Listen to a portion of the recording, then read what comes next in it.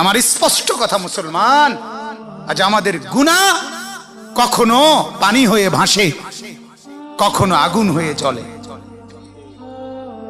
গুনাহ আমাদেরকে ছাড়ছে না। গুনাহ একবার আগুন হয়ে জ্বলে, আরেকবার পানি হয়ে ভাসে। একদিকে পানি, আরেকদিকে আগুন। সীতাকুণ্ডের আগুনই শুধু আগুন না, প্রতিনিয়ত বাংলাদেশে আগুন লাগছে, ঠিক কিনা বলেন? চলন্ত ট্রেনে আগুন লাগছে, জুট মিলে আগুন লাগছে, কত যে জায়গায়। তাহলে আমার গুনাহ, আমার গুনাহ, আমার গুনাহ, আমার গুনাহ, বনি আদমের গুনাহ, মানুষের গুনাহ। গুনাহ আমাদের একবার আগুন হয়ে ভাসে, জলে, আরেকবার পানি হয়ে ভাসে। ছোট্ট মাসুম বাচ্চা, মা তার বাচ্চাকে ডেকচির মধ্যে, ছোট মাসুম বাচ্চা বন্যার পানিতে ভাসায় দিছে। দেখছেন না এই ছবি? সারা পৃথিবী কাঁদছে এই ছবি দেখে। ছোট দুইটা বাচ্চা